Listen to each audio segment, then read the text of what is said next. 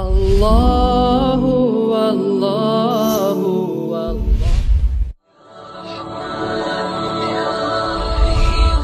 আরেকটা বিপজ্জনক খুব কথা রাসূল সাল্লাল্লাহু আলাইহি সাল্লাম বলছেন যে লামা ইয়াজহার ফি কওমিন আল ফায়সাতা কাত, যখনই কোন জাতির ভিতরে জেনা প্রকাশ পায়, যখনই কোন জাতির ভিতরে জেনা প্রকাশ পায় ইল্লা ফাশা ফিহিম তাউন, তখন তাদের মাঝে দুইটি বিপদ হবে।